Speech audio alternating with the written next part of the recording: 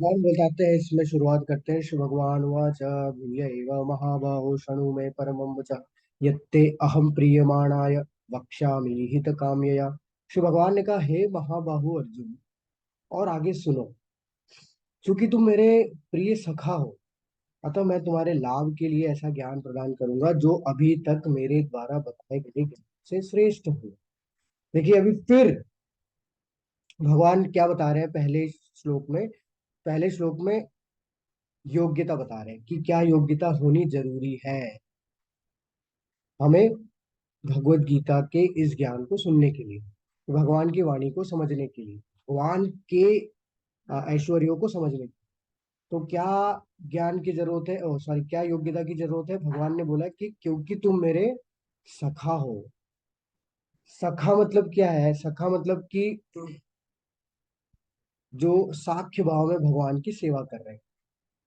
कौन? अर्जुन। तो मैंने कल भी आपको बताया था कि जो जो जिस जिस भाव में होता है, भगवान उसके साथ उसी के भाव के अकॉर्डिंग प्रेम का आदान प्रदान करते हैं और उसे कृपा प्रदान करते हैं। तो क्योंकि अर्जुन भगवान को अ, सखा के रूप में जो है वो क्या करते थे?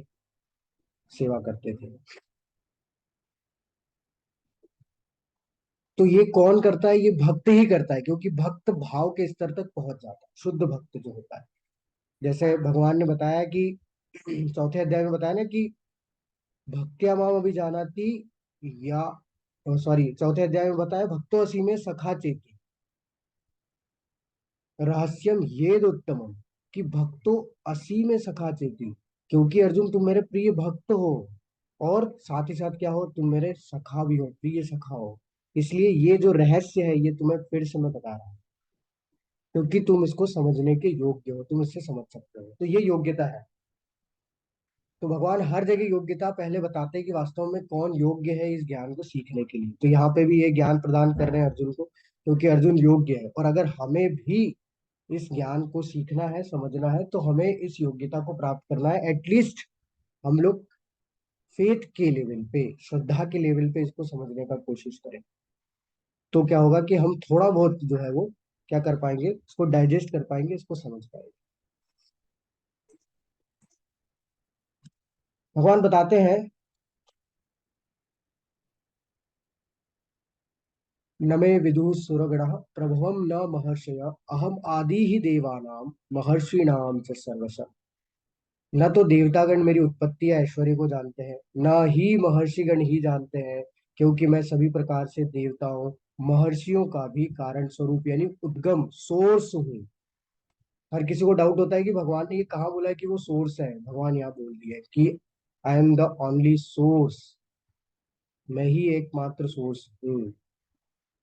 देखिए, होता क्या है, अगर हम किसी से मिलने जाए, अगर हम लोग मान लीजिए प्रेसिडेंट से मिलना है हमें, या हमें प्राइम मिनिस्टर से मिलना है, तो उसके लिए हमें क्या करना होगा? उसके लिए हमें बहुत सारे रूल रेगुलेशन जो है, फॉर्मेलिटीज है, उन्हें पूरा करना होगा।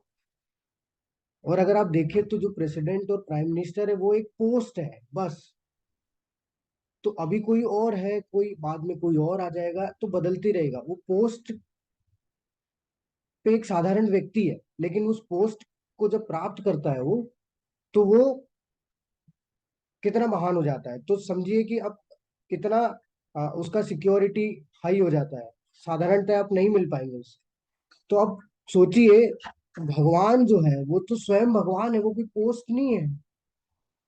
और अगर हमें उनसे मिलना है, तो जब यहाँ एक साधारण व्यक्ति जो कि एक पोस्ट को फॉलो कर, जो जो एक पोस्ट को धारण करता है, उससे मिलने के लिए इतना सारा जो है फॉर्मेलिटीज करनी पड़ती है, तो जो वास्तव में वही है, स्वयं भगवान है, उनको अगर हमें जानना है, उनको अगर समझना है, उनसे अगर मिलना है, तो उसके लिए फिर कोई तो योग्यता की जरूरत पड़ेगी ना। ऐसे ही थोड़ी ना कि हमने आंख बंद किया और भगवान हमें दिखने लग जाए, पॉसिबल ही नहीं हो। तो वो योग्यता क्या है? वो योग्यता है भक्ति।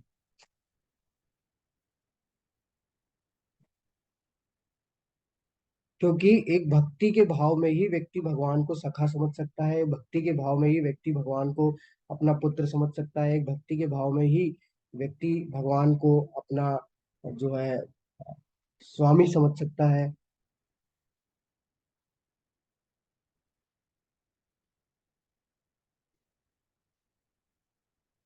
तो भगवान बता रहे हैं कि देवतागण भी मेरी उत्पत्ति को नहीं जानते, मेरे ऐश्वर्य को नहीं जानते। महर्षिगण भी मेरे ऐश्वर्य को, मेरी उत्पत्ति को नहीं जानते। क्यों नहीं जानते? क्योंकि इन सबका सोर्स मैं हूं। और ये उदाहरण में है हमारे पास। आप देखिए, ब्रह्मा जी, जो कि पहले ऐसे जो है अ, व्यक्ति है जो कि इस भौतिक संसार में आए, वो भगवान के लीलाओं से क्या हो गए? मोहित हो गए। आप जानते ही है, आपने एक लीला सुनी होगी कि जब भगवान जो है अपने दोस्तों मित्रों के साथ में, सखाओं के साथ में, जब गायों को चराने के लिए जाते हैं, और वहां पे बैठ के पिकनिक जैसा जो है एक माहौल बनता है। सभी अपने घर से, उनके सखा जो है वो क्या लेके आते हैं? एक डब्बा लेके आते हैं खाने का, उसमें खाना होता है और सभी के हाथ से भगवान खाना खाते हैं। मतलब झूठे जो है अपने मुंह में भी डाल रहे हैं, भगवान के मुंह में भी डाल रहे हैं। तो ये ब्रह्मा जी देख के शॉक हो जाते हैं कि ये तो भगवान नहीं हो सकते, ऐसा ऐसा नहीं करेंगे भगवान। ऐसा कैसे हो सकता है? भगवान तो परम शुद्ध है, और ये तो झूठा भी खा रहे हैं, और ये क्या कर रहे हैं? समझ में नहीं आ रहा। तो भगवान की परीक्षा लेने के लिए आए। भगवान की परीक्षा उन्होंने कैसे ली? उन्होंने वहां जितने भी सखा थे, उनके उनके ग्वाल बाल आए हुए थे, वो सबका जो है वो क्या कर लिया? अपहरण कर लिया। इवन गायों का भी अपहरण कर लिया। भगवान नहीं जानते थे क्या? भगवान तो अनंत कोटि ब्रह्मांड नायक है। लेकिन भगवान ने भी क्या किया? भगवान तो परम योगेश्वर है, और वो तो लीलाधर है। उन्होंने क्या किया? उन्होंने कुछ नहीं किया। उन्होंने अपने आप को, जितने भी ग्वाल बाल उनके साथ थे, सब में विस्तारित कर लिया। जितने भी गायें थी, उसमें अपने आप को विस्तारित कर लिया, एक्सपांड कर लिया। इतना एक्सपांशन कर लिया, गाय, गाय के बच्चे, सब में एक्सपांशन कर लिया, और वो चले गए। अब ब्रह्मा जी का एक दिन जो होता है वो हमारा एक साल के बराबर होता है। तो जब इतना टाइम बीत गया, ब्रह्मा जी बोले वृंदावन में तो कुछ हलचल ही नहीं हो रही है, जबकि मैं तो इनको अपहरण कर लिया। तो जब ब्रह्मा जी देखते हैं, तो वहां सब उनको वापिस वही दिखाई देते हैं कि ये कैसे पॉसिबल है, कि मैं तो इन सबका अपहरण कर लिया था, जबकि ये तो सब अपने घर में रह रहे हैं, सभी अपने घर में जो है वो आनंद के साथ अपना जीवन जी रहे हैं। तब जो है ब्रह्मा जी को एहसास हुआ कि मैंने क्या गलती की है। फिर ब्रह्मा जी आते हैं, स्तुति करते हैं, और भगवान से क्षमा मांगते हैं। तो वैसे ही इंद्रदेव को भी ये हो गया था। इंद्रदेव ने जब आपको को पता ही होगा गोवर्धन लीला कैसे आई, तो भगवान इंट्रोड्यूस किए गिरिराज गोवर्धन जी को।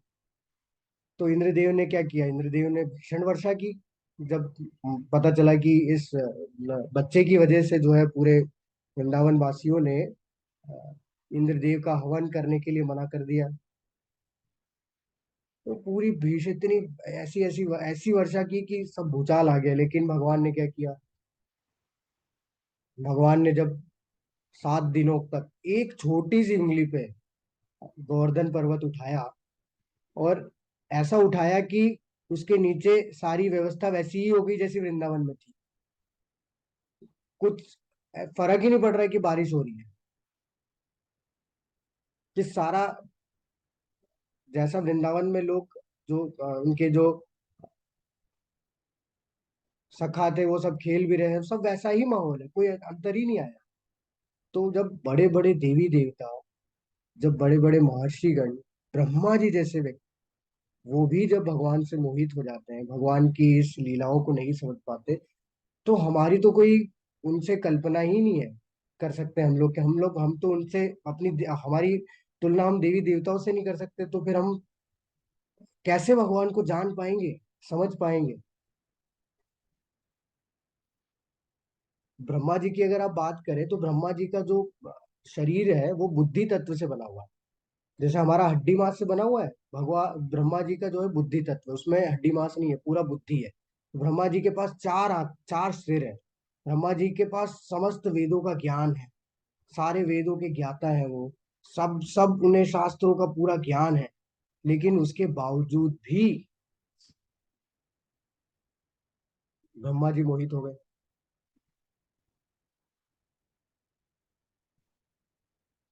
इसलिए ब्रह्मा जी अपनी स्तुतियों में लिखते हैं, अपनी प्रार्थनाओं में लिखते हैं कि वेदेषु दुर्लभम अदुर्लभम आत्म भक्तो गोविंदम आदि पुरुषम तमहम भजामि।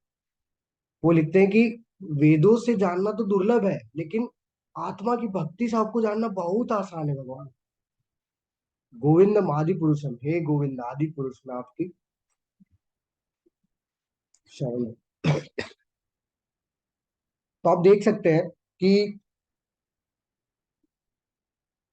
देवी देवताओं के लिए इतना डिफिकल्ट है, तो हम लोग तो कुछ भी नहीं लगे, है ना। देखिए, अगर मान लीजिए, एक मैं एग्जांपल देता हूँ, मान लीजिए अगर पिता है और बच्चा है उसका, और वो पिता बच्चे को अपने पिताजी के बारे में पता करना है, तो वो क्या करेगा?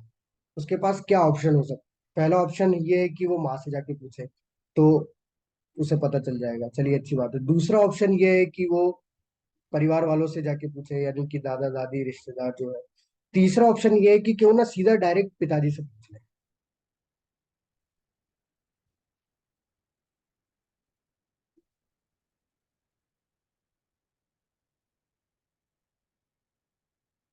तो सीधा अगर पिताजी से पूछेगा तो पिताजी उसको सीधा सब कुछ अपने बारे में बता देंगे। ठीक उसी प्रकार, यदि हमें भगवान को जानना है, क्योंकि भगवान तो हमारे पिता है, कल भगवान ने बता दिया, तो अगर हमें भगवान के बारे में जानना है, भगवान के बारे में इस भगवान के इस विज्ञान को जानना है, तो हमें कहाँ जाना होगा? हमें भक्तों के पास जाना है, क्योंकि भक्त भगवान को जानते हैं। हमें शास्त्रों को पकड़ना होगा, क्योंकि शास्त्र भगवान को जानते हैं। हमें गुरु के शरण में जाना होगा, क्योंकि गुरु भगवान को जानते हैं। तो गुरु साधु और शास्त्र है जो कि हमें क्या बता सकते हैं? भगवान के बारे में बता सकते हैं। और शास्त्र एक ऐसी चीज है जिसमें कि भगवान स्वयं हमें भगवान के बारे में बता रहे हैं, यानी अपने बारे में बता रहे हैं, जैसे कि भगवत गीता। तो अगर हम लोग अपने मानसिक आ, चिंतन से, मेंटल स्पेकुलेशन से अगर हम लोग सीखना चाहेंगे, भगवान के बारे में जानना चाहेंगे, समझना चाहेंगे, तो हम नहीं समझ सकते। जैसे फॉर एग्जाम्पल, अगर सूरज है, तो सूरज रात में क्यों नहीं दिखता? क्या सूरज रात में गायब हो जाता है, या फिर सूरज रात में समाप्त हो जाता है? नहीं, क्योंकि सूरज को सूरज की रोशनी में ही देखा जा सकता है। अब जब तक सूरज नहीं है, ये हमें लग रहा है, जहां दूसरी जगह सूरज की रोशनी आई होगी, उस वहां वो व्यक्ति सूरज को देख रहा होगा। हमारे यहाँ सूरज की रोशनी नहीं है, तो हम सूरज को नहीं देख पा रहे।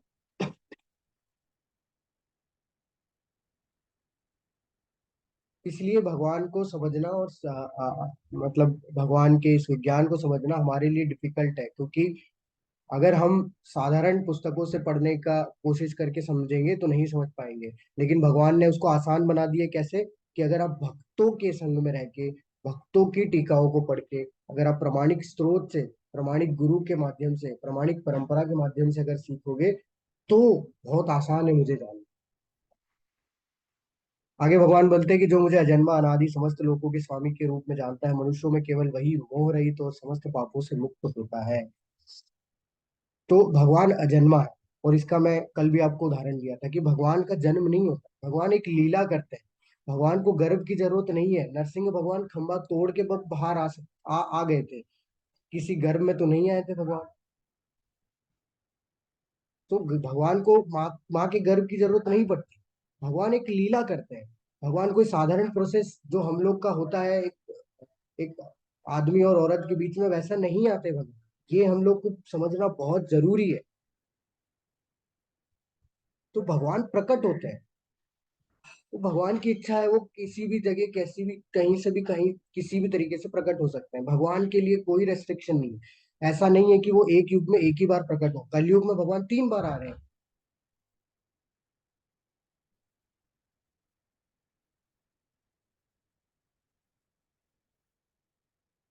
तो भगवान की इच्छा, भगवान कितनी बार आ सकते हैं।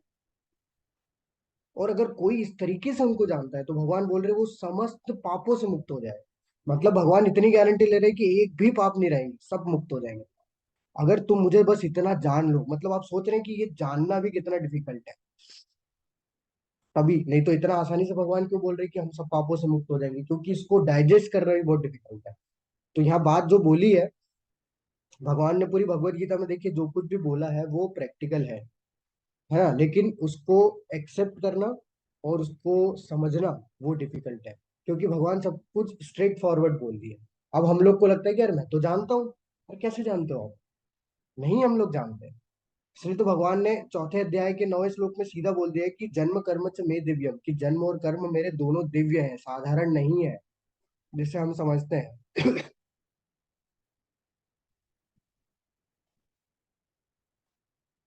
तो जन्म कर्म च मे दिव्यम एवं यो वेत्ति तत्वतो, अगर वो ये जानता है, इस सत्य को जानता है, इस तत्व को जानता है, त्यक्त्वा देहम पुनर्जन्म नैति मामेति सो अर्जुन, कि अगर वो शरीर त्यागेगा तो वो फिर कभी भी इस पृथ्वी लोक पे नहीं आएगा, वो जन्म नहीं लेगा, वो कहाँ जाएगा, वो मेरे धाम।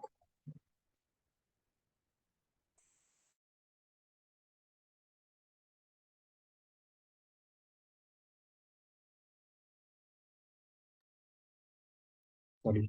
तो अगर भगवान इतना स्ट्रेट फॉरवर्डली बोल दे रहे हैं तो इसका मतलब बहुत डिफिकल्ट है, मतलब भगवान को जानना ना इस कलयुग में। तभी तो भगवान इतना आसानी से बोल दिए। लेकिन आसान है किस तरीके से, अगर हम लोग जैसा भगवान ने बताया वैसा अगर उनको जानने का,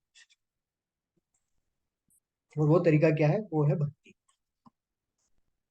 अब एक प्रश्न आता है कि क्या हम लोग बंदरों से आए हैं? क्योंकि डार्विन ने तो बहुत अच्छी थ्योरी दी है, साइंस में हम लोग बहुत पढ़ते हैं, डार्विन बोलते हैं कि बंदर से जो है हमारा एक्सपांशन होके हम लोग जो है मनुष्य बन गए। लेकिन ये सब क्या है, डार्विन की थ्योरी को तो बहुत सारे साइंटिस्टों ने ही जो है वो क्या कर दिया है, नकार दिया है। लेकिन ये तो भगवान पहले से ही जानते थे। तो भगवान को पता है, भगवान क्या बोल रहे हैं कि सप्तऋषिगण तथा उनसे भी पूर्व चार अन्य महर्षि हुए हैं। वो कौन से हैं? सनक, सनंदन, सनातन और सनत कुमार, जो कि चार कुमार जिनको बोला जाता है। सारे मनु, मानव जाति के पूर्वज, सब मेरे मन से उत्पन्न हुए हैं। तो पहले भगवान ने इनको उत्पन्न किया और फिर इनसे जो है वो क्या हुआ, विभिन्न लोकों में निवास करने वाले सारे जीव उनसे अवतरित हुए हैं। तो हम कोई बंदरों बंदरों से नहीं है। अगर अगर आप इसको प्रैक्टिकली लॉजिकली सोच के देखें, तो अभी जो बंदर हैं वो फिर कन्वर्ट क्यों नहीं हो पा रहे, वो क्यों नहीं बन रहे जानवर, मनुष्य? और अगर सारे बन गए तो फिर ये बंदर रह क्यों गए? जब सारे ही जो है वो इवॉल्व हो गए, सारे ही बन गए, तो फिर ये रह क्यों गए? तो भगवान की 84 लाख योनियां हैं, भगवान ने बनाई है, और उन योनियों में से एक योनि इनकी भी है। तो हमें ये नहीं समझना चाहिए कि जो है साइंस ये बता दिया, तो साइंस खुद फेल कर दिया उस थ्योरी को। बहुत सारे वैज्ञानिकों ने उस डार्विन की थ्योरी को फेल बताया। तो हम कोई बंदरों बंदरों से नहीं आए हैं। हमारी उत्पत्ति कहाँ से हुई है, हम कहाँ से आए हैं? हम महर्षियों से आए हैं, जो कि यहाँ पे भगवान स्पष्ट रूप से बताया। एतां विभूति योगम च मम यो वेत्ति तत्वतः सो अविकल्पेन योगेन युज्यते नात्र संशय। जो मेरे यह ऐश्वर्य तथा योग से पूर्णतया आश्वस्त है, वो मेरी अनन्य भक्ति में तत्पर होता है, इसमें तनिक भी संदेह नहीं है। भगवान क्या बोल रहे हैं, देखिए, जो इस चीज को समझता है पूरी तरीके से, कोशिश भी करता है समझने का, तो भगवान क्या बोल रहे हैं कि वो कहीं ना कहीं एक समय के बाद वो अनन्य भक्ति में तत्पर हो जाएगा। अनन्य भक्ति यानी कि आ, बिना किसी चीज के डिस्ट्रैक्शन के वो भक्ति कर पाएगा, बिना किसी डाउट के जो है वो भक्ति कर पाएगा। लेकिन उसे क्या होना पड़ेगा, पहले पूरी तरीके से सेटिस्फाई, आश्वस्त होना पड़ेगा। और वो सेटिस्फेक्शन कब आता है, जब हम बार बार सुनते हैं। जितनी ज्यादा बार हम सुनेंगे उतनी बार ज्यादा बार जो है भगवान के प्रति हमारा श्रद्धा बढ़ेगी। और जो हम साधना कर रहे हैं वो जैसे जैसे हम लोग अच्छे से करते करते करते, और जब हम लोग आगे बढ़ते जाएंगे, तो ये निश्चित है कि हम लोग सेटिस्फाई हो जाएंगे। और फिर जब हमारी वो स्थिति आ जाएगी तो हम वहां पे अनन्य भक्ति के स्तर पे पहुंच सकते हैं। अब जो श्लोक आने वाले हैं 8 से लेके 12 तक, सॉरी 11, 4 श्लोक आने वाले हैं। ये 4 श्लोक ऐसे श्लोक है, बहुत ही महत्वपूर्ण श्लोक है, जो कि भगवान इन चारों श्लोकों में पूरी भगवत गीता बता दी है। तो ये जो 10वें अध्याय के 8, 9, 10, 11 जो होते हैं, इनको चतुश्लोकी गीता बोलते हैं। 4 श्लोकों में पूरी गीता बता दी है। तो अगर कोई इन चारों श्लोकों को समझ लेता है बहुत अच्छे से, अगर वो जो भी अंडरस्टैंडिंग है उसकी अगर वो आ जाती है इसमें, तो ये अ, निश्चित है कि वो पूरी भगवत गीता को समझ गया है, और उसके लिए समझने में आसानी होगी पूरी भगवत गीता। जो पहला श्लोक है, आठवां चतुश्लोकी गीता का, इसमें भगवान अपने बारे में बता रहे हैं। पहले श्लोक में क्या बता रहे हैं भगवान? अहम सर अहम सर्वस्य प्रभुः मत्तः सर्वम प्रवर्तते, कि मैं समस्त भौतिक और आध्यात्मिक जगत का कारण हूँ। अहम सर्वस्य प्रभुः, सभी का कारण मैं हूँ। मत्तः सर्वम प्रवर्तते, और सभी वस्तु मुझी से उद्भूत, यानी कि निकली है। उद्भूत होना यानी कि मैं ही सोर्स हूँ, उद्गम हूँ। इति मत्वा भजन्ते माम बूढ़ा भाव समन्विता, बुद्धिमान ये भली भाली भली भांति जानते हैं, जो बुद्धिमान है वो ये जानते हैं। वे मेरी प्रेमा भक्ति में लगते हैं तथा हृदय से पूरी तरह मेरी पूजा में तत्पर है। तो भगवान ने पहले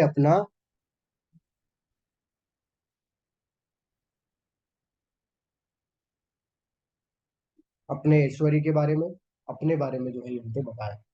तो भगवान यहाँ पे स्पष्ट रूप से बता दिया कि मेरे से ऊपर कोई नहीं है, मैं ही क्या हूँ सभी जगतों का। जितने भी जगत है, दो जगत है, आध्यात्मिक जगत और एक भौतिक जगत, दोनों का ही मैं कारण हूँ। मैं ही, क्योंकि देखिए भगवान ने 9वें अध्याय में, कल के अध्याय में बताया ना कि मेरी इच्छा से सृष्टि होती है और मेरी इच्छा से विनाश होता है। तो अब उनकी इच्छा वो सृष्टि करते हैं, उनकी इच्छा वो विनाश करते हैं। वो उनका टाइम फिक्स है, वो जानते हैं। तो थोड़ी बहुत कैलकुलेशन उन्होंने दी है शास्त्रों में, उसके आधार पर हम लोग कैलकुलेट कर सकते हैं। लेकिन वो हमारे लिए अभी इंपॉर्टेंट नहीं है। हमारे लिए इंपॉर्टेंट ये है कि ये सब चीजें कौन कर रहा है। तो वो भगवान बता रहे कि वो मैं कर रहा हूँ, सभी का सोर्स मैं हूँ। और अगर जो ये तरीके ये जानता है वो भक्ति में लग सकता है, उसके लिए इजी होगा भक्ति में लगना। दूसरे श्लोक में, 9वें श्लोक में, यानी कि चतुश्लोकी गीता के दूसरे श्लोक में भगवान अपने भक्तों के बारे में, वो भक्तों के बारे में क्या बताते हैं भगवान? मच्चित्ता मतगत प्राणा बोधयंत परस्परम कथयंत माम नित्यम तुष्यन्ति च रमन्ति च। भगवान बता रहे हैं कि मेरे शुद्ध भक्तों के विचार मुझ में वास करते हैं, अपना जीवन मेरी सेवा में अर्पित कर रहता है उनका। और वे एक दूसरे को ज्ञान प्रदान करते तथा मेरे विषय में बातें करते हुए परम संतोष तथा आनंद का अनुभव करते हैं। तो भगवान बता रहे हैं कि उनके भक्तों के लक्षण कैसे होते हैं, उनके भक्तों को कैसे जो है, जो उनके लक्षणों से पहचाना जा सकता है। तो भगवान बोल रहे हैं कि मत चित्ता, उनका चित्त जो है वो सदैव, उनके जो विचार है वो मुझ में वास करते हैं।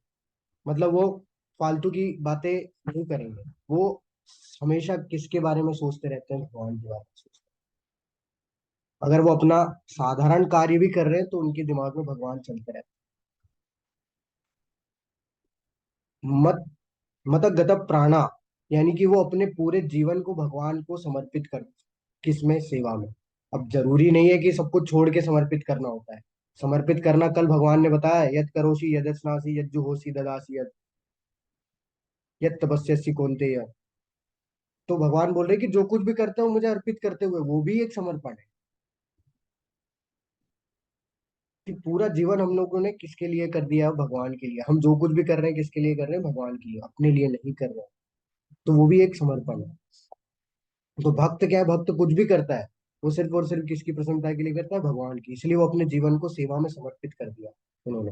वो ऐसा लक्षण होता है भक्ति का। बोध यंता, कि वो जब भी बातें करते हैं तो क्या होता है उनमें? भगवान की लीलाओं की बातें करते हैं, भगवान के विषय में बातें करते हैं, भगवान के नाम रूप गुण लीला सबके बारे में जो है वो चर्चा चलती है। कोई इधर उधर की बातें नहीं। परस्परम, हमेशा, लगातार। कथयंतस्य, वो भगवान की इस विषय में बातें करने में, हमेशा, कथयंतस्य, कथा करने में, नित्य, हमेशा लगे रहते हैं। माम, भगवान बोल रहे हैं मेरी, नित्यम, हमेशा नित्य, तुष्यंती च रमंती, ऐसा करने से उनके उन्हें क्या मिलता है? संतोष और आनंद मिलता है।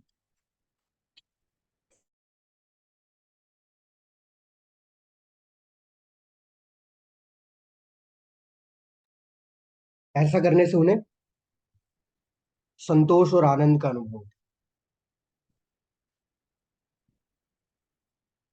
और इसके उदाहरण हम लोग देख सकते हैं। तो यहाँ आप एक वीडियो देखेंगे, प्रभुपाद जी का है। तो प्रभुपाद जी को अगर आप इस इसके उदाहरण में अगर आप देखें तो एकदम परफेक्ट है। क्यों? क्योंकि प्रभुपाद जी अगर वहां गए हैं गए थे, तो वो अपने प्रचार के लिए नहीं गए। उनका हमेशा चित्त जो है भगवान की, जो है विचारों, अपने जो विचार थे उनके भगवान के उसमें ही लगे रहते। इवन वो, एक मैं आपको छोटा सा किस्सा सुनाता हूँ। जब प्रभुपाद जी मॉर्निंग वॉक के लिए निकलते थे अपने शिष्यों के साथ में, तो वो कोई भी बड़ा महल देखते थे, तो उनके दिमाग में एक ही चीज आती थी। वो बोलते थे कि ये अगर महल हमें मिल जाएगा तो ये भगवान के लिए कितना बढ़िया होगा। यहाँ पे भगवान राधा कृष्ण की हम लोग पूजा करेंगे और प्रसाद वितरण करेंगे, कीर्तन करेंगे। मतलब आप सोच सकते हैं कि वो व्यक्ति जिसके पास खुद के पास इतनी अच्छी छत नहीं है रहने के लिए, वो बड़ी बड़ी महलों को देख के भी किसके लिए कर रहा है बात, कि ये जो है मेरे भगवान के लिए मिलेगा, मेरे राधा कृष्ण के लिए मिलेगा, तो कितना अच्छा होगा। तो ये भक्तों के विचार होते हैं। बहुत सारे ऐसे किस्से हैं प्रभुपाद जी के साथ। प्रभुपाद जी को बोलते थे कि आप तो सन्यासी हैं, आप बड़ी बड़ी गाड़ियों में क्यों घूमते हैं। प्रभुपाद जी बोलते थे कि आप मुझे एरोप्लेन भी देंगे तो भी मैं उसको स्वीकार करूंगा, भले ही मैं सन्यासी क्यों नहीं हूं, क्योंकि मैं उसको स्वीकार करूंगा भगवान की सेवा में, कृष्ण की सेवा में। मैं उसको लगा दूंगा प्रचार में, क्योंकि सब कुछ भगवान का है। तो हम सब कुछ स्वीकार करते हैं, लेकिन किसकी सेवा में? भगवान की सेवा में। तो ये भक्तों के लक्षण होते हैं। और वो हमेशा जो है वो क्या है, संतोष और आनंद का जो है वो क्या अनुभव करते रहते हैं। हर छोटी छोटी चीज जो भी प्रभुपाद जी देखते थे नेचर में, आसपास, वो सब को जो है वो किससे कनेक्ट करके भगत बताते थे। भगवान से, भगवान की लीलाओं से, भगवान के गुण से, भगवान के नाम से कनेक्ट करके जो है सब बताते थे।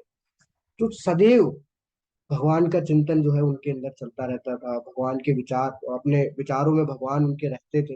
तो ये भक्तों के लक्षण होते हैं। और अब हम लोग बोल सकते हैं कि ये तो प्रैक्टिकल नहीं है, लेकिन प्रभुपाद जी इसको प्रैक्टिकली प्रूव करके दिखाते हैं। तो आप ये वीडियो देखिए, आपको इससे पता चलेगा कि एक्चुअल में। हरे कृष्णा हरे कृष्णा कृष्ण कृष्णा हरे हरे हरे राम राम राम हरे हरे कृष्णा हरे कृष्णा कृष्ण कृष्णा हरे हरे हरे राम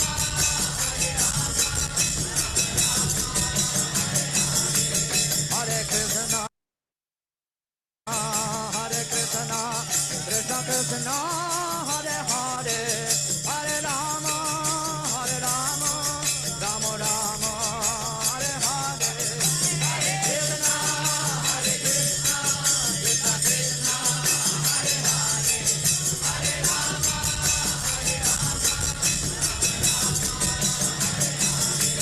हरे कृष्णा कृष्ण कृष्णा हरे हरे हरे राम राम राम हरे हरे हरे कृष्णा कृष्ण कृष्णा हरे हरे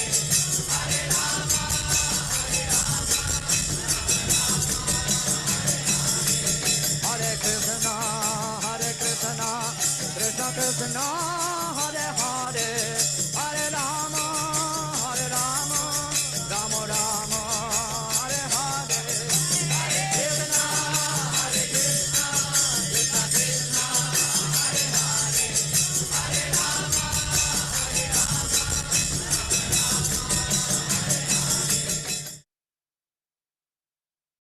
हरे कृष्णा। तो अभी आप देख सकते हैं कि वो लोग जो कि हरे कृष्णा क्या होता है, भगवान कौन है, क्या है, कोई मतलब नहीं है, लेकिन नाम इतना शुद्ध है।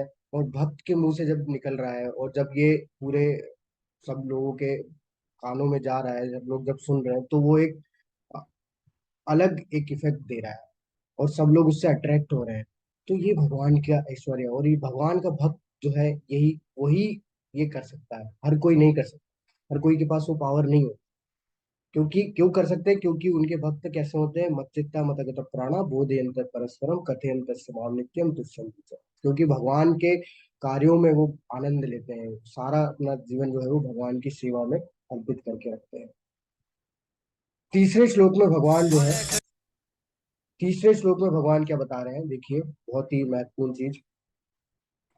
तीसरे श्लोक में जो है चतुश्लोकी श्लोकी गीता के तीसरे श्लोक में भगवान बता रहे हैं कि अ, वो अपने भक्तों पे किस प्रकार से कृपा करते हैं। कैसे करते हैं भगवान बताते हैं, तेषाम सतत युक्तानाम भजताम प्रीति पूर्वकम ददामि बुद्धिम योगम तम येन माम प्रयांति ते। कि जो प्रेम पूर्वक मेरी सेवा करने में निरंतर लगे रहते हैं, उन्हें मैं ज्ञान प्रदान करता हूँ जिसके द्वारा वे मुझ तक आ सकते हैं। देखिए मतलब हम लोग आपने देखा होगा बहुत सारे लोग क्या बोलते हैं कि अरे ये भक्ति भक्ति करने से कुछ फायदा नहीं है, ज्ञान प्राप्त करो, वेदों को पढ़ो, शास्त्रों में क्या क्या लिखा है उस पे जो है फोकस करो, भक्ति करने से क्या मिलेगा तुम। लेकिन भक्ति करने से ज्ञान ऐसे ही मिल जाता है, भगवान बोल रहे हैं मैं ऐसे ही ज्ञान दे देता हूँ, कुछ करना ही नहीं पड़ता। अगर आप प्रयास कर रहे हैं, भगवान बोल रहे हैं तेषाम सतत युक्तानाम भजताम प्रीति पूर्वकम, अगर तुम प्रीति पूर्वक भज रहे हो, सेवा कर रहे हो, सतत प्रयास कर रहे हो, तो क्या होगा, ददामी बुद्धि योगम तक, मैं तुम्हें स्वयं बुद्धि दूंगा। किस लिए, कि तुम मुझे जान पाओ और मेरे तक आ सको। मतलब भगवान कितने कृपालु हैं कि अगर आपको ज्ञान चाहिए तो ज्ञान भगवान देंगे। भगवान खुद जो है हमारी बुद्धि को जागृत करेंगे कि हम उन्हें समझ पाए, लेकिन हमें एटलीस्ट ट्राई तो करना होगा। अगर हम ट्राई ही नहीं करेंगे तो भगवान किस लिए बुद्धि देंगे। हम सभी लोग हैं जैसे यहाँ पे, तो जैसे हम भगवत गीता के ज्ञान को समझने का प्रयास कर रहे हैं, वैसे वैसे ही क्या हो रहा है, भगवान क्या कर रहे हैं, हमें बुद्धि दे रहे हैं। तभी तो आप सभी लोग डेली आ रहे हैं, और अभी अभी हम सब लोग जो है उस पर चर्चा कर पा रहे हैं, हम लोग समझ पा रहे हैं। कि उसका कारण ही यही है कि हम लोग थोड़ा सा अपनी तरफ से एफर्ट लगा रहे हैं, भगवान बहुत ज्यादा हमारी हमारे ऊपर कृपा कर रहे हैं। हम थोड़ा सा एफर्ट लगा रहे हैं, बस थोड़ा सा, भगवान हम पे उसका 10-15 गुना जो है हम पे क्या कर रहे हैं, कृपा कर रहे हैं, जिससे कि हम समझ पाए। अब हम थोड़ा सा भी एफर्ट नहीं करेंगे तो हम कैसे समझ पाएंगे। स्कूल में भी यही होता है, टीचर अपनी तरफ से एफर्ट लगाता है, लेकिन हम लोग अगर उसके साथ कोऑपरेट नहीं करते तो हम नहीं सीख पाते। तो हम प्रैक्टिस करेंगे तो टीचर जो बता रहा है उसको हम लोग एक्सेप्ट कर पाएंगे। तो भगवान यहाँ पे हमें बुद्धि दे रहे हैं। तो वो बोल रहे हैं कि तुम एक बार पढ़ो, 2 बार पढ़ो, 3 बार पढ़ो, नहीं समझ में आ रहा, 4 बार पढ़ो, नहीं समझ में आ रहा, लेकिन पढ़ते रहो, छोड़ो मत। एक एक समय ऐसा आएगा कि एक ही बार में आपको समझ में आने लगेगा, आप बोलोगे कि कितना जबरदस्त लिखा हुआ है भगवान ने, कितना जबरदस्त बोला हुआ है भगवान ने, ये जीवन के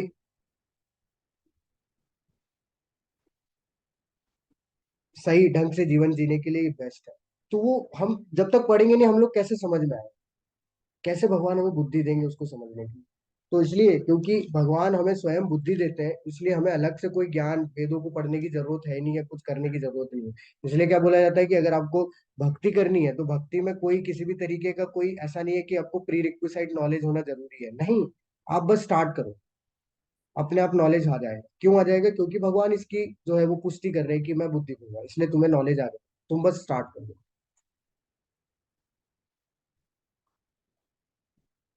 और जैसे कि हम उनके बारे में और अच्छे से जान पाएंगे, क्यों, क्योंकि भगवान बुद्धि देंगे, जितना हम प्रयास करेंगे भगवान बुद्धि देंगे और उनके बारे में हम लोग और अच्छे से जान पाएंगे। तो आ, उससे होगा क्या कि हम लोग जब उनके बारे में ज्यादा से ज्यादा जान पाएंगे तो अंतकाल में स्मरण आने में हमें आसानी होगी, और स्मरण जब आएगा तो अगर हमारी मृत्यु होगी तो हम भगवान के धाम को, भगवान को प्राप्त करेंगे। तो भगवान हमारी हर एक क्षण जो है मदद करते हैं। हम पे अपनी कृपा हमेशा रखते हैं, देते हैं, हमें कृपा प्रदान करते हैं। पर वो हमें किस तरीके से कृपा चाहिए वो हम पे निर्भर करता है। हाँ, तो इसमें एक ध्रुव महाराज की कहानी आती है। ध्रुव महाराज जब जंगल में निकले थे, तो उन्हें थोड़ी ना पता भगवान कैसे दिखते हैं, तो वो हर चीज को भगवान मान, वो हर चीज को भगवान बता रहे थे कि ये पेड़ भी भगवान है, ये पौधा भी भगवान है, कि कीड़ा भी भगवान है, ये पानी भी भगवान है, ये सब तो भगवान के प्रति उनकी इस तरीके की जो है भगवान को देखने की इस तरीके की जो निष्ठा है, उसको देख के भगवान ने क्या किया, भगवान ने नारद जी को भेज दिया। और नारद मुनि उनको मिले, उनको ज्ञान दिया, और उस ज्ञान के माध्यम से मंत्र दिया, और उस मंत्र के माध्यम से उन्होंने भगवान को देखा। तो भगवान स्वयं हमारी मदद करते हैं, भगवान खुद भेजते हैं हमारे लिए भी। क्या है, हम जब प्रयास कर रहे हैं तो हमारे लिए क्या भेजा फिर, हमारे लिए ये भगवत गीता यथारूप भेजी, जिससे कि हम क्या कर पा रहे हैं, आज सीख पा रहे हैं, इतना आसान भाषा में सब कुछ जो है समझ पा रहे हैं। नहीं तो बहुत सारी भगवत गीता हमारे लिए नहीं हम लोग समझ पाए आज तक, इतना समय क्यों लग गया। पहले भी हम लोग क्यों नहीं, हम लोग सो कॉल्ड सनातन सनातन करते रहते हैं, हम लोग कभी सीख रहे क्यों नहीं? तो उसका कारण यही है कि हमने प्रयास नहीं किया, और अभी हम प्रयास कर रहे हैं, और हमें सही सोर्स जो है भगवान ने प्रदान कर दिया। तो अभी हमने थोड़ा सा इच्छा की होगी कहीं ना कहीं, तो हमारे पास ये 18 दिन का ये कोर्स भी आ गया, और आप आसानी से हम घर बैठे इसको सीख भी पा रहे हैं, समझ पा रहे हैं। तो ये कहीं ना कहीं आप पॉजिटिवली अगर इसको सोच के चले, थोड़ा लिंक बनाएंगे, तो आपको लगेगा कि ये सब भगवान की कृपा से ही संभव हो पा रहा है, हम लोग इसमें कुछ नहीं कर रहे। तो भगवान हम पे हमेशा कृपा करते हैं, हमें हमेशा जो है वो मदद करते रहते हैं। बस वो हमें जरूरत है कि उसको कैसे आइडेंटिफाई करें। तो भगवान स्वयं बुद्धि देते हैं, बस हमें थोड़ा सा प्रयास करना है। अंतिम श्लोक में भगवान बताते हैं कि मैं उन पर विशेष कृपा करने के हेतु उनके हृदय में वास करते हुए ज्ञान के प्रकाशमान दीपक के द्वारा ज्ञानमय अंधकार को दूर करता हूँ। तो भगवान बता रहे हैं कि क्या होता है, कि कैसे दूर करते हैं। अगर वो बुद्धि देते हैं, उससे हमें ज्ञान मिलता है। तो वो ज्ञान कैसे मिलता है, भगवान बता रहे हैं कि मैं खुद उसके अंदर की अज्ञानता को समाप्त करता हूँ। तो हमारे अंदर जो भी अज्ञानता भरी हुई है, जो भी लोग भगवान को साधारण समझना, ठीक है, और ये भौतिक संसाधनों का भोग करना, इंद्रिय भोग करना, ये सब हमारे अंदर अज्ञानता है ना। तो इसको भगवान जो है वो क्या करते हैं, समाप्त कर देते हैं। और जब ये अज्ञानता समाप्त होती है, ये जो हमारे अंदर ईर्षा, ये जो द्वेष है, ये द्वंद्वों में फंसना, अटैचमेंट, भौतिक चीजों से आसक्ति, ये सब हमारे अंदर अज्ञानता है। ये धीरे धीरे धीरे धीरे सब भगवान जो है उसको क्या करते हैं, समाप्त करते हैं। और जब वो समाप्त हो जाता है, तो हम पूरी तरीके से भगवान के प्रति आसक्त हो जाते हैं। अब अर्जुन जो है वो प्रश्न पूछते हैं, नहीं सॉरी, अब अर्जुन जो है वो अपनी प्रतिक्रिया सुना रहे हैं। देखिए, अर्जुन ने अभी तक सुना है। अर्जुन प्रश्न पूछे, अर्जुन ने बहुत सारी चीजें सुन ली, अर्जुन को बहुत सारी चीजें भगवान ने सुना दी, बहुत बहुत सारा ज्ञान दे दिया। अब अर्जुन जो है वो अपनी प्रतिक्रिया दे रहे हैं। तो अर्जुन अपना मत बता रहे हैं, क्या बता रहे हैं? अर्जुन वाच परम ब्रह्म परम धाम पवित्र परमं भगवान पुरुषम शाश्वतम दिव्यम आदि देवम अजम विभुम आहुस्वामृषः सर्वे देवर्षिस्तथा असितो देवलो व्यास स्वयं चैव ब्रवीषि में। अर्जुन बोल रहे हैं कि आप परम भगवान हैं, आप परम धाम है, परम पवित्र, परम सत्य, आप नित्य दिव्य आदि पुरुष, अजन्मा तथा महानतम है। नारद, असित, देवल तथा व्यास जैसे ऋषि आपके इस सत्य की पुष्टि करते हैं, और अब आप स्वयं भी मुझसे ये कह रहे हैं। तो अर्जुन देखिए, अर्जुन ने स्पष्ट रूप से हमें ये जो बता दिया कि आप भगवान कौन है। तो भगवान, अर्जुन बोल रहे कि आप परम भगवान है। अर्जुन बोल रहे हैं आप ही परम धाम है, आप ही परम पवित्र है, आप ही परम सत्य है, आप नित्य हैं, दिव्य हैं, आदि पुरुष हैं, अजन्मा है, महानतम है। जो कुछ भी बताया भगवान ने, वो सब अर्जुन जो है यहाँ पे रिपीट कर रहे हैं। और ये नहीं बोल रहे कि वो ये खुद बोल रहे हैं, वो बोल रहे हैं कि ऐसा तो नारद जी भी बताते हैं, असीत जो है एक ऋषि है वो भी बताते हैं, देवल एक ऋषि है वो भी बताते हैं, व्यास देव जी वो भी बताते हैं। मतलब ऐसे बड़े बड़े महान ऋषि जो है वो आपके इस सत्य की पुष्टि कर रहे हैं, और आप अभी स्वयं भी मुझसे ये कह रहे हैं।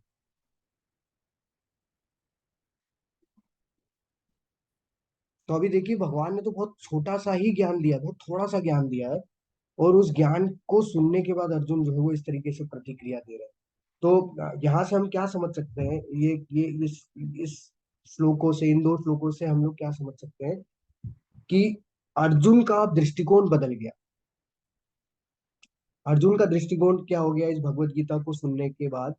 वो हो गया कि भगवत गीता के इतने ज्ञान को सुनने के बाद, कि वो अपने निर्णय को उन्होंने सुना दिया। उन्होंने क्या निर्णय सुनाया, अपना डिसीजन, अपना मत क्या बताया, कि आप ही परम भगवान है, आप ही परम धाम। तो यहाँ से ये स्पष्ट हो रहा है कि अर्जुन किसको रिप्रेजेंट कर रहे हैं, हमें रिप्रेजेंट कर। अर्जुन जो भी प्रश्न पूछ रहे थे, अरे वो तो हमारे प्रश्न थे। तो इसका मतलब कहीं ना कहीं अर्जुन हमारे हित के लिए प्रश्न पूछ रहे थे। तो हमें किसको फॉलो करना है, अर्जुन को फॉलो करना है। और जब अर्जुन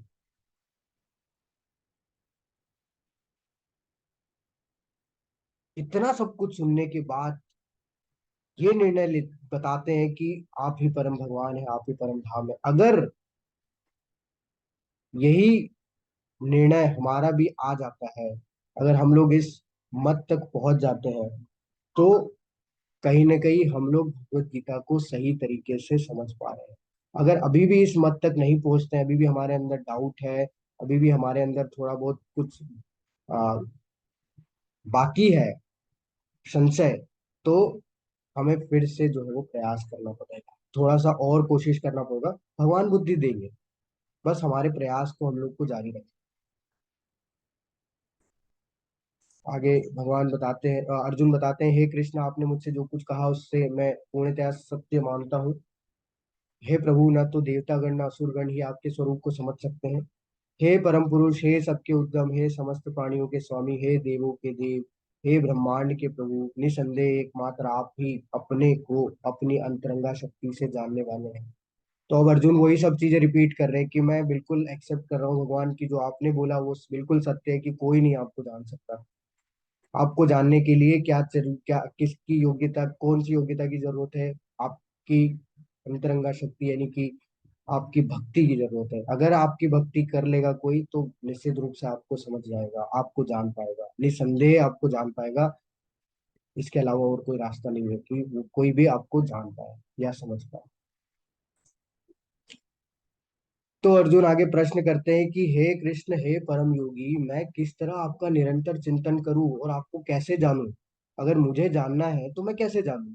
कैसे मैं आपका निरंतर चिंतन कर सकता हूँ? हे भगवान, आपका स्मरण किन किन रूपों में किया जाए? अब अर्जुन पूछ रहे हैं कि मैं निरंतर कैसे आपका चिंतन कर सकता हूँ, कैसे मैं आपको जान सकता हूँ? तो आप किन किन रूप में आपका स्मरण किया जा सकता है, कृपया आप मुझे बताइए।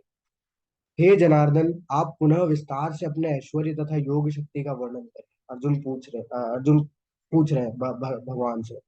मैं आपके विषय में सुनकर कभी तृप्त नहीं होता हूँ, क्योंकि जितना ही अधिक आपके विषय में सुनता हूँ, उतना ही आपके शब्द अमृत को चखना चाहता हूँ। तो भगवान से अर्जुन बोल रहे हैं कि आप बोलते रहिए, आप अपने ऐश्वर्यों को बताते रहिए, क्योंकि मैं अभी सेटिस्फाई हुआ ही नहीं। क्योंकि मैं जितनी बार सुनूंगा उतनी बार मुझे और सुनने की इच्छा होगी, मैं तृप्त नहीं हो रहा। तो ये एक भक्त का लक्षण होता है, कि भक्त का ऐसा लक्षण होता है कि वो भगवान की लीलाओं के बारे में, भगवान की वाणी को सुनने के लिए हमेशा आतुर रहता है। वो जहाँ लीला के बारे में, जहाँ लीला का व्याख्यान हो रहा होगा, जहाँ पे वो भगवान की वाणी का व्याख्यान हो रहा होगा, वो वहां बैठ जाता है और सुनता रहता है, क्योंकि उसको आनंद मिलता है। अभी हमने देखा ना, भगवान ने बताया भक्तों का लक्षण क्या होता है, कि वो कथयंत माम नित्यम, वो नित्य कथा करते रहते हैं, सुनते रहते हैं। और इससे क्या, तुष्यंती च रमंती च, वो हमेशा संतोष और आनंद का अनुभव। तो इसलिए अर्जुन जो है अभी तृप्त नहीं हुए, क्योंकि उनको सुनने में आनंद का अनुभव हो रहा था। तो इसलिए उन्होंने पूछा कि अब आप बताइए, आपका किन किन रूपों में चिंतन किया जा सकता है, किन किन रूपों में आपका जो है स्मरण किया जा सकता है। अब भगवान अपने ऐश्वर्यों के बारे में देखिए। इसको समझने के लिए ऐसे समझ सकते हैं कि भगवान यह बता रहे हैं कि हाँ, मैं तुम्हें मेरी शानदार अभिव्यक्तियों के बारे में, यानी कि अपने ऐश्वर्यों के बारे में बताऊंगा, लेकिन उनमें से केवल जो प्रमुख है अर्जुन, वे असीम है। तो वो प्रमुख प्रमुख बातें बता रहे हैं। देखिए, मैंने पहले भी आपको बताया था कि जो विशेष गुण होता है ना, भगवान उसको जो है बताते हैं। जैसे उससे हम लोग क्या पता कर सकते हैं, उससे हम लोग अनुभूति कर सकते हैं। उसका कारण क्या है? क्योंकि हमारा वास्तविकता में स्वभाव ये है, आप कभी इसको एनालिसिस कर लेना, हम लोग को सबसे अच्छी चीज ही पसंद आती है, कोई बुरी चीज पसंद नहीं आती। हम लोग को जो बहुत ज्यादा ज्ञानी होता है ना, वही आकर्षित करता है। कोई ऐसा एवरेज पर्सन जो है हमें आकर्षित नहीं करता। बहुत सुंदर जो होता है वो हमसे जो है, हम लोग उससे अट्रैक्ट होते हैं। तो जो अच्छा, जो सब कुछ बड़ा बड़ा जो होता है ना, वो एक्चुअली हमें क्या करता है, हमें अट्रैक्ट करता है। तो भगवान उसी के माध्यम से हमें बताना चाह रहे हैं कि कैसे जो है मेरी अनुभूति, मेरा स्मरण तुम कर सकते हो और मुझसे अपनी आसक्ति को बढ़ा सकते हो। कैसे?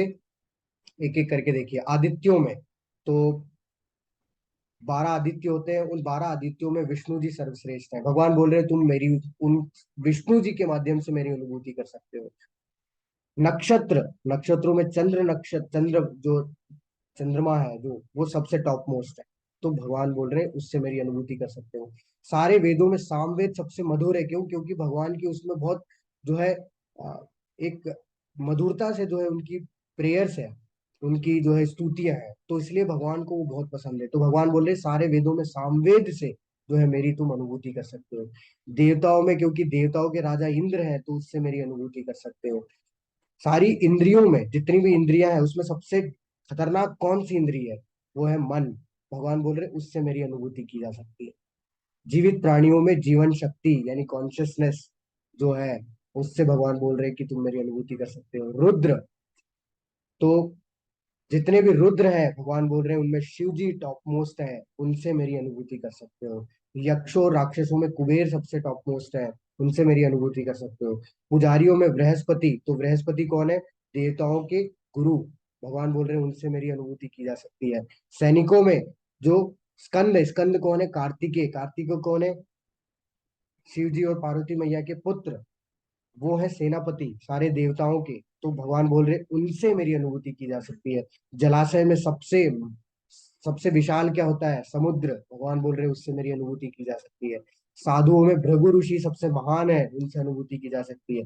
ध्वनि कंपन में ओम, तो भगवान ने 9वें अध्याय में भी बताया था कि सारे वैदिक मंत्रों में ओमकार हूं मैं, और यहाँ पे फिर से भगवान रिपीट कर रहे हैं कि सारे ध्वनि कंपन जितने भी हैं उनमें ओमकार मैं हूँ।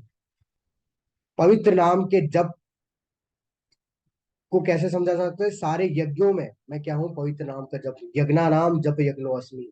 और हम लोग यही बोलते हैं कि भगवान ने कहाँ बोला है भगवत गीता में कि मेरा नाम लो, सतत कीर्तन करो, तो 9वें अध्याय में बोला। और अभी भी बोल दिया कि सारे यज्ञ जितने भी तुम कर रहे हो उसमें से मैं पवित्र नाम का जप हूँ।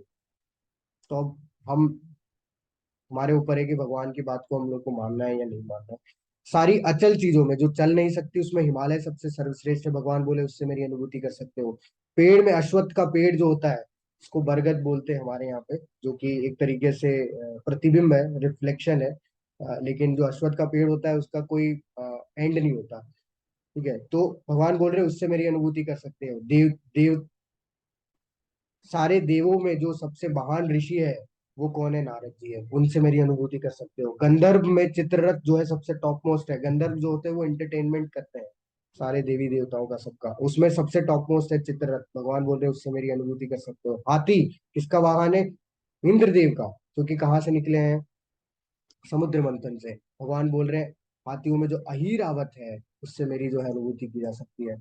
पुरुषों में सम्राट राजा जो है उससे अनुभूति की जा सकती है। हथियार शस्त्र में वज्र से अनुभूति की जा सकती है। गायों में सुरभि गाय, तो भगवान के धाम में एक गाय पाई जाती है जो होती है सुरभि गाय। और जो हमारे यहाँ गाय है वो एक तरीके से उनका परवर्टेड रिफ्लेक्शन है, एक तो उल्टा प्रतिबिंब है। तो जो सुरभि गाय है वो अनंत मात्रा में दूध देती है, इसलिए भगवान बोल रहे हैं गायों में सुरभि गाय से मेरी अनुभूति की जा सकती है। सांपों में वासुकी से मेरी अनुभूति की जा सकती है, वासुकी जो शिव जी के गले में होते हैं। नागों में अनंत शेष, जो कि भगवान का प्रोटेक्ट, भगवान को जो है पानी से बचा रहे थे जब नंद महाराज उनको मथुरा से वृंदावन लेके जा रहे थे हाँ, ऐसे ही था ना कुछ। तो नागों में अनंत शेष। कानून के रक्षक में यमराज, यमराज महाराज के पास हमारा सब लेखा चिट्ठा होता है, तो वो सबसे टॉप मोस्ट है कानून में। दैत्य दानव में तो जो राक्षस परिवार था उसमें सबसे महान भक्त कौन हुए? प्रहलाद महाराज, तो भगवान बोल रहे हैं उनसे मेरी अनुभूति की जा सकती है। वश में करने में समय, तो समय बहुत स्ट्रांग होता है। ठीक है, काल के बारे में भगवान बताएंगे कल के अध्याय में कि काल क्या है। तो काल जो है वो एक ऐसा चीज है जो कि सब कुछ जो है वो समाप्त कर देता है, सब कुछ जो है वो नष्ट कर देता है, तो उससे भगवान बोल रहे हैं कि मेरी अनुभूति की जा सकती है। सारे जानवरों में शेर सिंह, तो अब कोई बोल सकता है कि सिंह मेरे सामने आएगा तो मैं वो हरे कृष्णा अगर मंत्र करूंगा, जब जो है उसके आगे अगरबत्ती करूंगा। नहीं नहीं नहीं, ऐसा नहीं है कि वो भगवान है, उससे अनुभूति की जा सकती है कि ये भी भगवान ने बोला है कि सारे जानवरों में मैं सिंह है, उससे मेरी अनुभूति की जा सकती है। मतलब भगवान का स्मरण किया जा सकता है उनसे। सारे पक्षियों में सबसे सर्वश्रेष्ठ गरुड़ महाराज है, जो कि उनके स्वयं के वाहन है, उनसे अनुभूति की जा सकती है। शोधक में हवा है, यानी कि रिसर्च में सबसे क्योंकि वो सब जगह अवेलेबल है। ठीक है, मछलियों के वर्ग में शार्क सबसे टॉप मोस्ट है, भगवान बोल रहे हैं उससे मेरी अनुभूति की जा सकती है। बहती नदियों में गंगा नदी सबसे पवित्र नदी है, उससे भगवान बोल रहे हैं मेरी अनुभूति की जा सकती है। सारी रचनाओं में शुरुआत अंत और मध्य जो होते हैं इससे मेरी अनुभूति की जा सकती है। विज्ञान दो तरीके के होते हैं, भौतिक और आध्यात्मिक, भगवान बोल रहे हैं उसमें आध्यात्मिक विज्ञान मैं हूँ, उससे मेरी अनुभूति की जा सकती है, जिसके बारे में हम लोग अभी चर्चा कर रहे हैं, ये आध्यात्मिक विज्ञान है। तर्क में सत्य, तो ट्रुथ जो जो होता है वो ऐसा तर्क है, वो मतलब ऐसा ऐसी चीज है, ऐसी आ, ऐसा वो है कि अगर आप वो बोलेंगे तो व्यक्ति, मतलब ऐसा है ना, हर कोई सत्य नहीं बोलता, लेकिन अगर आप तर्क वितर्क कर रहे हो और अगर आप सिर्फ सत्य का साथ दे रहे हैं तो भगवान बोल रहे हैं कि वहां से मेरी अनुभूति की जा सकती है। अक्षर में अ अक्षर, आप कुछ भी शब्द बोल के देख लीजिए, आपके अनुस्वार में आएगा ही आएगा, निकल के आएगा आएगा। तो उसमें भगवान बोल रहे हैं सारे अक्षरों में मैं हूँ। निर्माताओं में ब्रह्मा है, क्योंकि ब्रह्मा जी ने जो है क्या किया, ये भौतिक सृष्टि का निर्माण किया। महिलाओं में महिलाओं में भगवान क्या है, प्रसिद्धि, भाग्य, भाषण, स्मृति, बुद्धि, विश्वास और धैर्य। ये जितने भी क्वालिटीज है, अगर कोई माता जी अगर बोलती है कि ये तो मेरे अंदर है, और उससे प्राउड फील करती है और ईगो आ जाता है, अहंकार आ जाता है, तो वो बिल्कुल जीरो है, क्योंकि वो सब भगवान से आता है, वो सब भगवान देते हैं। सारी ऋतुओं में, सारे सीजन में बसंत ऋतु सबसे मधुर होती है, क्योंकि ना उसमें ज्यादा सर्दी ना ज्यादा ठंड, और सॉरी ना ज्यादा गर्मी होती है ना बारिश होती है, एकदम बैलेंस्ड होता है सब कुछ, तो बहुत सुहावना होता है वो। तो इसलिए सारी ऋतुओं में बसंत जो है सबसे अ, आकर्षक होती है और सबसे पसंदीदा होती है। भगवान बोले वो मैं, ऐसा नहीं गलत चीजों में भी बता रहे, भगवान बोल रहे छल में जुआ हूँ, और वो जुए की वजह से आपको बताया कि जो महाभारत का इतना भीषण युद्ध हुआ, तो भगवान बोल रहे उससे भी मेरी अनुभूति की जा सकती है। बलवान का बल मैं हूँ, ये भी बताया था भगवान ने 7वें अध्याय में। वृष्णिवंशी, तो जो भगवान जिस वंश में आए हैं, यदुवंश में, उसको वृष्णिवंशी बोलते हैं, जिसमें वृष्णि जो है वो सबसे पहले राजा हुए हैं, उस वंश में प्रकट हुए हैं। उसमें सबसे सर्वश्रेष्ठ कौन है, वासुदेव। इसलिए भगवान को वासुदेव कृष्ण बोलते हैं, वासुदेव भी बोलते हैं, क्योंकि उनके पिता है। पांडवों में अर्जुन, क्योंकि वो प्रिय सखा है। साधुओं में व्यासदेव जी, जिन्होंने हमारे शास्त्रों की रचना की है, उसको लिपिबद्ध किया है। रहस्य में शांति, शांति को कैसे, कि अगर कोई व्यक्ति बहुत शांत है ना, तो आप उसके बारे में नहीं जान पाओ, लेकिन अगर कोई व्यक्ति बहुत ज्यादा बोलता है, बहुत बकवास करता है, तो आप उसको आसानी से समझ जाएंगे कि ये कैसा व्यक्ति है। तो रहस्य है शांत। समझदार की बुद्धिमत्ता, तो बुद्धिमान का बुद्धि भगवान पहले भी बता चुके हैं। तो ये भगवान के ऐसे कुछ जो है, भगवान ने क्या बताया, ऐश्वर्य बताया, जिससे कि हम क्या कर सकते हैं, भगवान की अनुभूति कर सकते हैं, स्मरण कर सकते हैं। हमारे 24/7 हम लोग इस भौतिक संसार में रहते हैं, तो कहीं ना कहीं हमें ये सब चीजें दिखती है, तो इनसे हम लोग क्या कर सकते हैं, भगवान का स्मरण कर सकते हैं। ये स्वयं भगवान बताए। लेकिन क्या बस इतना ही है, नहीं, भगवान कुछ एग्जाम्पल दिए, भगवान बता रहे यही नहीं है अर्जुन। इतना बताने के बाद भगवान बोल रहे यही नहीं, हे अर्जुन, मैं समस्त सृष्टि का जनक बीज हूँ। ऐसा चर तथा अचर कोई भी प्राणी नहीं है जो मेरे बिना रह ही ना सके। भगवान ने स्पष्ट रूप से बोल दिया, कोई विश्वास करे ना करे, लेकिन भगवान बोल रहे हैं कि कोई भी नहीं है इस संसार में ऐसा जो मेरे बिना रह सके। वो भले ही हम लोग को इतना अहंकार है कि मैं तो, मुझे कोई भगवान भगवान की जरूरत नहीं है, भगवान भगवान कुछ नहीं होते, ये अहंकार है। लेकिन भगवान तो बोल रहे हैं कि तुम रह ही नहीं सकते मेरे बिना। अगर मैं नहीं हूं तो हम भी नहीं है, क्योंकि हम किस पे आश्रित हैं, पूरी तरीके से भगवान पे आश्रित है। हे परंतप, मेरी देवी विभूति का अंत नहीं है। मैंने तुमसे जो कुछ कहा वह तो मेरी अनंत विभूतियों का संकेत मात्र है। भगवान स्वयं बोल रहे हैं कि अभी मैंने तुमको जो कुछ भी बताया, जितना भी बताया, वो सिर्फ एक संकेत है, सिर्फ एक साइन है बस। ऐसी मेरी अनंत विभूतियां हैं, मतलब यहाँ पे जो कुछ भी देख रहे हैं वो सब कुछ में हम लोग भगवान का स्मरण कर सकते हैं, क्योंकि ये कुछ है ही नहीं, ये बस एक एक बहुत छोटा सा पार्ट भगवान ने बताया। वो बताएंगे भगवान की वो क्या है, एक छोटा सा, एकदम छोटा सा पार्ट। भगवान बोल रहे हैं ऐसी मेरी अनंत है जिसका अंत नहीं है, ऐसी बहुत सारी ऐश्वर्या है मेरे, लेकिन मैं अगर बताने बैठूंगा तो वो खत्म ही नहीं होगा। तो इस भगवान बोल रहे हैं कि अभी जो मैंने बताया वो कैसा है, इसको कैसे समझा जा सकता है, कि तुम जान लो कि सारा ऐश्वर्य, सौंदर्य तथा तेजस्वी सृष्टियां मेरे तेज के एक स्फुलिंग मात्र से, एक स्पार्क है बस। जैसा आपने देखा है कि जब हम दिवाली पे पटाखे जलाते हैं, तो उसमें एक छोटा सा स्पार्क निकल के आता है, जैसे करंट भी होता है ना, तो एक छोटा सा स्पार्क निकल के आता है बस। भगवान बोल रहे हैं कि ये सृष्टि इतनी सुंदर लग रही है हमें, ये नेचर हम लोग बोलते हैं वाह कितना बढ़िया है, कितना अच्छा वातावरण है, कितना अच्छा बनाया है, भगवान का क्या क्रिएशन है। भगवान बोल रहे हैं ये सब सिर्फ एक स्पार्क है। आप सोचिए, एक स्पार्क, एक छोटा सा संकेत, जब इतना सुंदर है, इतना आकर्षक है, तो भगवान का धाम, जहाँ भगवान खुद रहते हैं, वो कैसा हो, आप कल्पना नहीं कर सकते। जो भगवान ने ये सब जो चीजें बनाई है, जो कि भगवान खुद बोल रहे हैं कि ये सिर्फ एक स्पार्क है, बस मेरी सारी शक्तियों का एक स्पार्क है। तो सोच सकते हैं कि जब भगवान जहाँ रहते हैं वो कैसा होगा, वो कितना सुंदर होगा, हम कल्पना भी नहीं कर सकते। तो भगवान बता रहे हैं कि किंतु हे अर्जुन, इस सारे विशद विज्ञान की आवश्यकता क्या है, मैं तो अपने एक अंश मात्र से संपूर्ण ब्रह्मांड में व्याप्त होकर इसको धारण करता हूँ। तो भगवान क्या करते हैं, हर किसी के हृदय में परमात्मा के रूप में स्थित है। और क्योंकि आत्मा उनका अंश है, तो वो हर एक ब्रह्मांड में क्या है, भगवान हर एक कण कण में परमात्मा के रूप में है। तो उन्हें, उनके लिए बहुत इजी है कि एक छोटा सा उनका एक कण भी जो है वो क्या कर देता है, इस पूरे ब्रह्मांड को जो है वो धारण कर सकता है। अंतिम में प्रभुपाद जी बताते हैं कि भगवान अपने अंश के विस्तार से परमात्मा रूप में सर्वव्यापी है। तो सर्वव्यापी कहाँ है, यानी कि हमारे हर एक कण कण में भगवान जो है वो परमात्मा के रूप में स्थित है, जो हर विद्यमान वस्तु में प्रवेश करता है। अतः शुद्ध भक्त पूर्ण भक्ति में कृष्ण महानामृत में अपने मन को एकाग्र करते एवं अतएव वे नित्य दिव्य पद में स्थित रहते हैं। इस अध्याय के जो 8 से 11, जो कि चतुश्लोकी गीता है, हमने देखा कृष्ण की भक्ति तथा पूजा का स्पष्ट संकेत है। शुद्ध भक्ति की यही विधि है। इस अध्याय में इसकी भली भांति व्याख्या की गई है कि मनुष्य भगवान की संगति में किस प्रकार चरम भक्ति सिद्धि प्राप्त कर सकता है। तो ये अध्याय भगवान के ऐश्वर्यों के बारे में बताता है। और ये अध्याय से हम लोग क्या कर सकते हैं, कुछ जो भगवान ने हमें बताया है ऐश्वर्य भगवान के उदाहरण से, उदाहरण दे के उनसे हम भगवान का निरंतर जो है वो स्मरण कर सकते हैं।